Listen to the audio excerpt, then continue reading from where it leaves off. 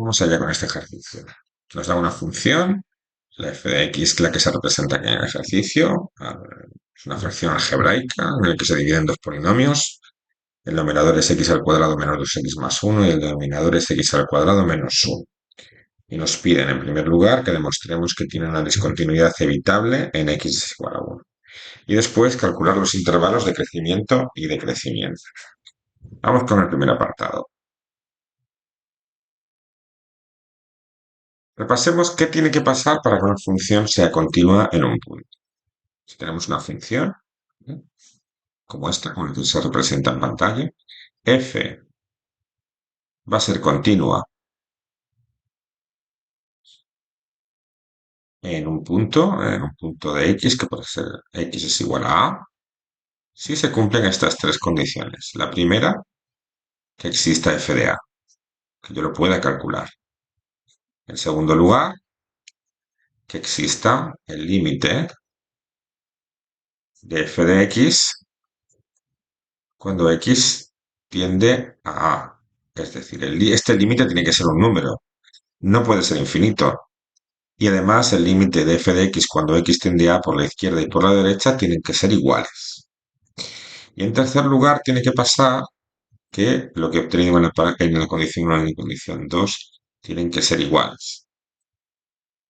Es decir, que f de a sea igual al límite de f de x cuando x tiende a a. Es decir, si se cumplen estas tres condiciones, entonces la función es continua en x es igual a a.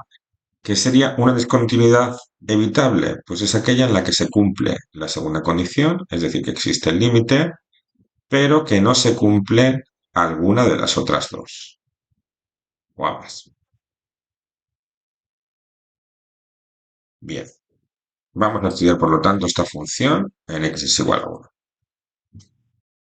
Calculemos la imagen de 1, es decir, voy a comprobar la continuidad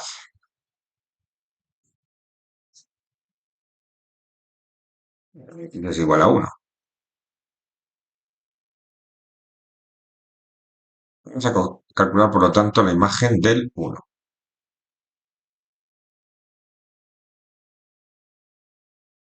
Pues sustituyo, ¿no? Entonces esto sería 1 al cuadrado menos 2 por 1 más 1 arriba dividido entre 1 al cuadrado menos 1.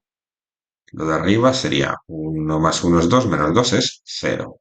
Y abajo 1 al cuadrado menos 1 es 0. ¿Vale? Esto yo no lo puedo calcular. Por lo tanto, esta imagen no existe. La primera condición no se cumple. Vamos a ver si se cumple la segunda condición, es decir, si existe el límite de f de x cuando x tiende a. El límite de f de x cuando x tiende a 1. Pues lo que hacemos realmente en primer lugar para ver si existe el límite es sustituir. Ese es nuestro primer intento. Lo mismo, 1 al cuadrado menos 2 por 1 más 1 dividido 1 al cuadrado menos 1. Esto da 0 partido 0. Pero en límites esto es una indeterminación. Es decir, puedo intentar hacer algo para poder hallarlo. Y lo que voy a hacer cuando tengo una fracción de este estilo, una fracción algebraica, en la que tengo en el numerador un polinomio y en el denominador otro polinomio, es factorizar numerador y denominador e intentar simplificar. El numerador, x al cuadrado menos 2x más 1, yo lo identifico como un producto notable. Esto es el cuadrado de una resta, ¿no? Esto sería x menos 1 al cuadrado. Y el denominador yo lo identifico como otro producto notable. Diferencia de cuadrados. Bueno, 1 es lo mismo que 1 al cuadrado, ¿no? Entonces, diferencia de cuadrados, suma por diferencia.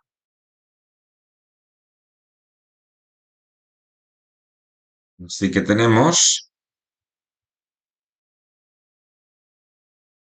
tenemos que nuestra función f de x la podría expresar también como x menos 1 al cuadrado dividido entre x más 1 por x menos 1.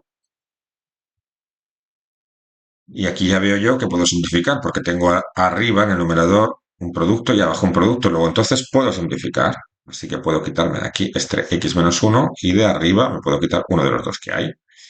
Por lo tanto, la función la puedo expresar también como x menos 1 dividido entre x más 1.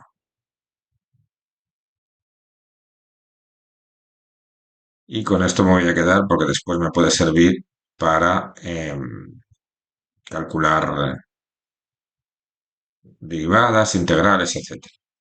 ¿Vale? Bueno, ahora también podría calcular, ahora podría volver a intentar calcular el límite después de haber simplificado. ¿Vale? Vuelvo a intentar calcular el límite. Vamos a calcular después de la simplificación el límite de f de x cuando x tiende a 1. Nuevamente intento sustituir y sería 1 menos 1 arriba dividido entre 1 más 1. 1 menos 1 es 0. 1 más 1 es 2. ¿Cuánto es esto? 0 entre 2, 0. Bien, luego, entonces sí que existe el límite de f de x cuando x tiende a 1. Por lo tanto, repasando de las condiciones, tenemos que no existe f de 1, pero sí que existe el límite de f de x cuando x tiende a 1, que es 0. Y hemos dicho que cuando se cumple la segunda condición, pero no se cumple alguna de las dos, ¿vale? La tercera no hace falta comprobarla, ya que si existe en la imagen no pueden ser iguales. Esto se trata, por lo tanto, de una discontinuidad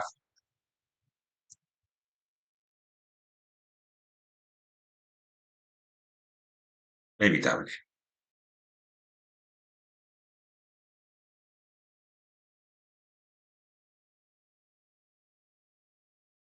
Y vamos con el segundo paso.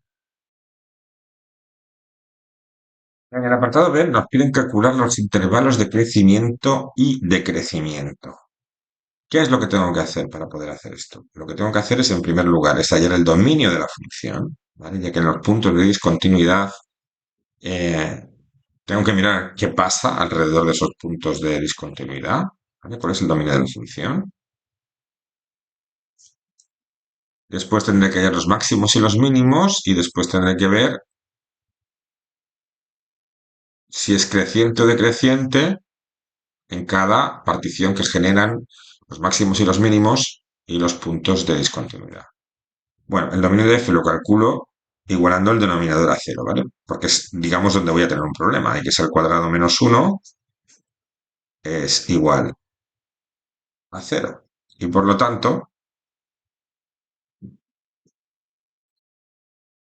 esta factorización que ya la he hecho previamente es igual a cero.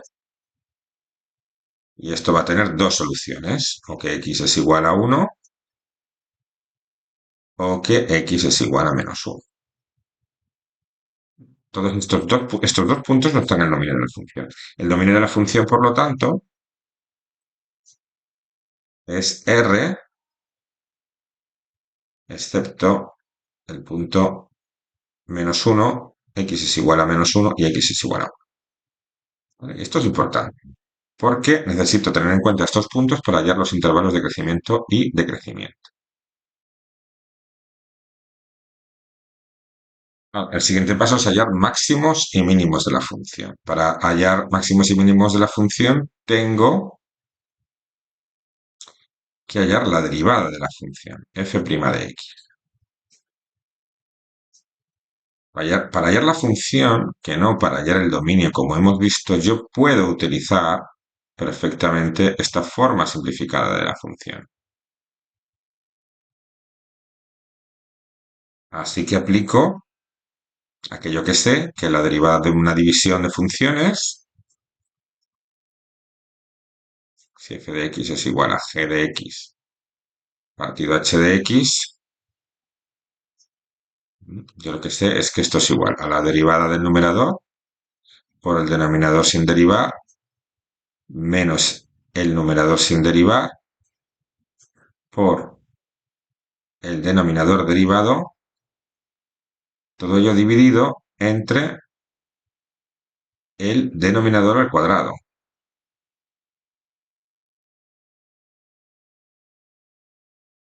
Esa función y por lo tanto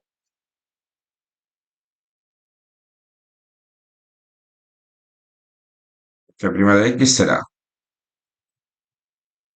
hemos dicho, la derivada del numerador. La derivada de x menos 1 es 1, multiplicada por el denominador sin derivar, x más 1, menos el numerador sin derivar por el denominador derivado. La derivada del denominador es 1. Y todo eso dividido entre el denominador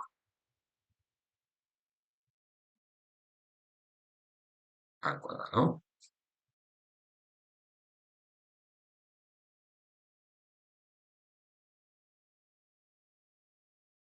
Y operando entonces, esto quedaría x más 1 menos x más 1 y abajo x más 1 al cuadrado. Esta x de aquí y esta x de aquí se me van. Y al final esto se me queda como 2 dividido entre x más 1 al cuadrado.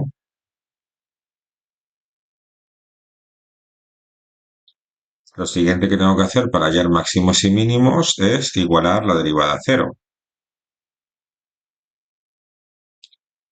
Pero ya veo de antemano que eso no va a pasar nunca, porque para que pasara eso,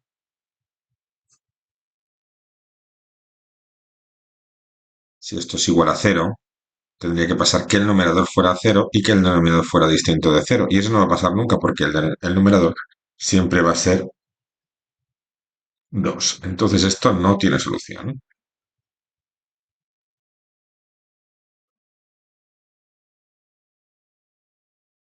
Lo cual implica que esta función no tiene máximos ni mínimos relativos.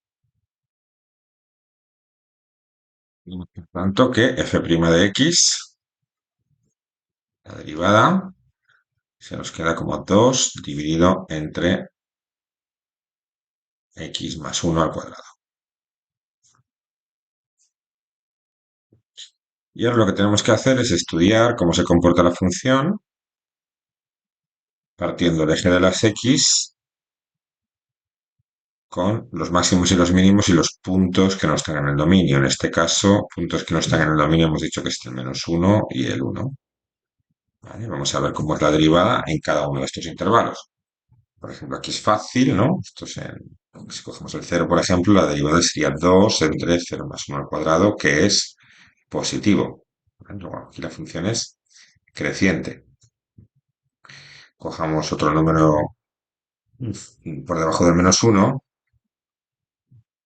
Bueno, el menos 2, por ejemplo, pero es que al tener elevado al cuadrado el denominador, esto va a dar positivo también. Y lo mismo se puede decir aquí.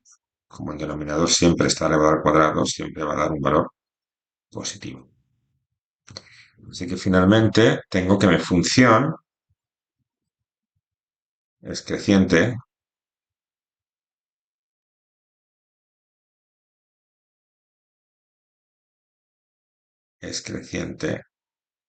en su dominio,